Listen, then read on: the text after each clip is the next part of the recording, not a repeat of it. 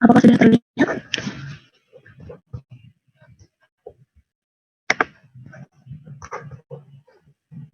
Nah, ini tampilan dari aplikasi Sipnap. Jadi ketika kita online, kemudian ketika kita masuk ke aplikasi Sipnap ini, maka tampilan utamanya seperti tertera pada layar laptop kalian masing-masing. Kemudian alur pelaporan ini sendiri untuk apotik yang belum memiliki atau apotik baru atau yang belum registrasi untuk Sipnap ini, maka pertama kali akan diminta untuk registrasi yang meliputi registrasi ini meliputi identitas PSA atau pembicaraan apotik yang bisa diisikan seperti tertera di layar. Kemudian setelah itu ada data apoteker penanggung jawab. Nah, di data apoteker penanggung jawab ini ada permintaan untuk men-scan STRA, kemudian nanti akan diperintahkan untuk membuat user ID tersendiri, kemudian password untuk mengakses untuk login ke Sipnap. Kemudian dari sini setelah kita registrasi akan diminta untuk login, di mana setelah bisa login, kemudian kita bisa untuk memilih produk obat apa saja, obat psikotropika apa saja yang kita punyai di apotik untuk selanjutnya akan dilaporkan setiap bulannya. Nah, laporan ini maksimal tanggal 10 setiap bulannya. Nah, ini contohnya. Ini contohnya yang sudah narkotika, tapi karena di Mitra Farma tidak ada narkotika, hanya psikotropika, jadi akan saya jelaskan yang psikotropika saja.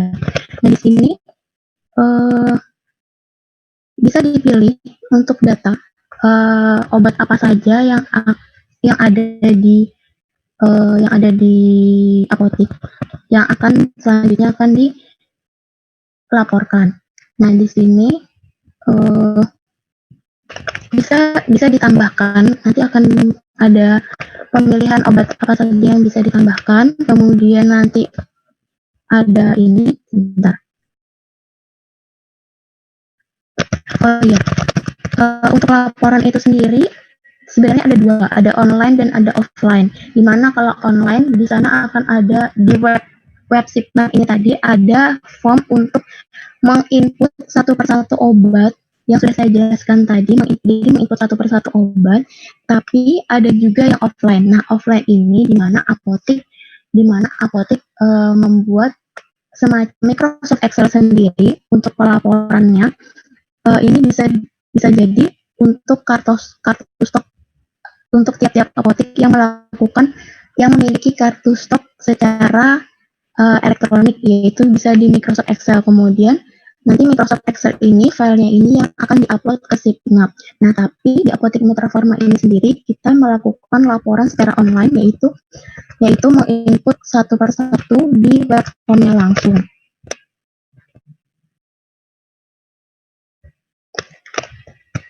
Nah, di sini ini contoh untuk yang laporan narkotika yang secara online, yaitu jadi satu persatu obatnya. Misalnya kita di apotik ini mempunyai morfin misalnya.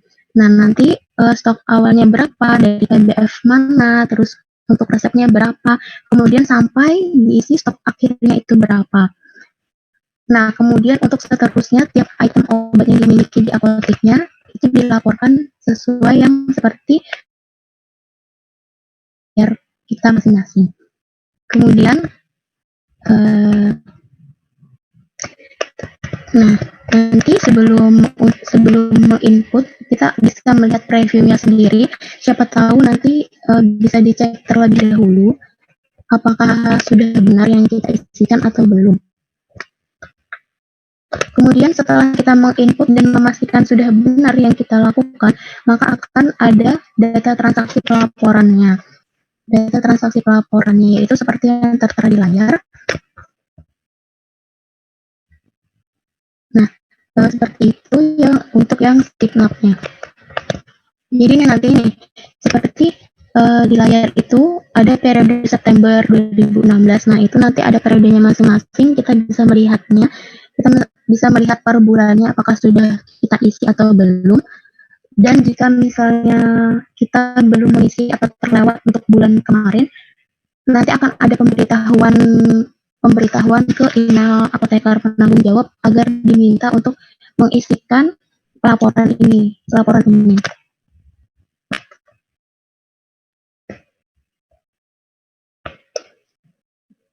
Seperti itu 2 minggu terakhir kami PKPA di apotik.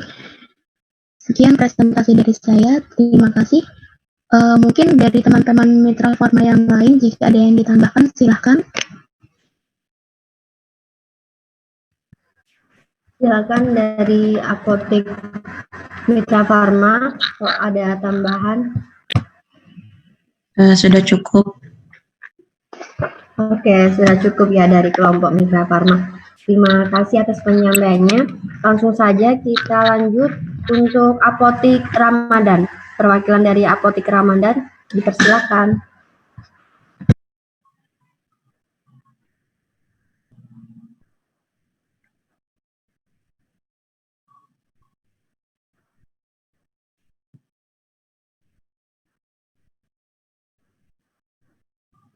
Apa PPT-nya udah kelihatan?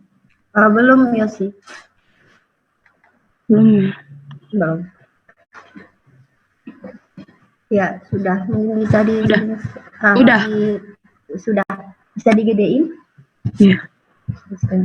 Terima kasih. Baik, Assalamualaikum warahmatullahi wabarakatuh. Saya mewakili dari kelompok apotek Ramadan. Mungkin hampir semuanya mirip dengan apotek-apotek yang lain. Yang berbeda karena apotek Ramadan ini melayani pasien dengan jaminan sosial. Jadi di sini saya akan menjelaskan alur pelayanan dengan pasien jaminan sosial atau yang umum terlebih dahulu. Yang pertama, pasien datang membawa resep, kemudian resep diberi nomor dan dibedakan antara resep BPJS dan umum. Untuk pasien dengan resep BPJS, kemudian di screening, selanjutnya penyiapan peracikan, kemudian penyerahan obat dan KIE, terakhir monitoring penggunaan obat. Untuk pasien umum sama pasien umum, resep umum, kemudian screening, resep diberi harga, kemudian apabila pasien setuju, maka bisa langsung disiapkan obatnya, kemudian dilakukan penyerahan obat, KIE, terakhir monitoring penggunaan. Apabila tidak setuju, diberikan alternatif lain.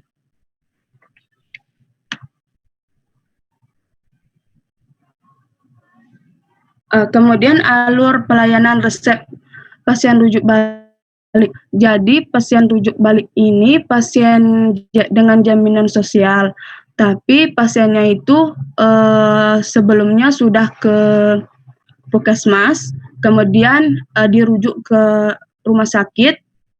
Untuk di Ramadan, rumah sakitnya itu Rumah Sakit Hidayatullah, ada yang di Hidayatullah, ada yang Gamping. Kemudian untuk pengambilan obatnya diambil di apotek Ramadan. Jadi alurnya pasien datang membawa resep, kemudian resep dicek kelengkapan data pasien rujuk balik, selanjutnya resep diberi nomor.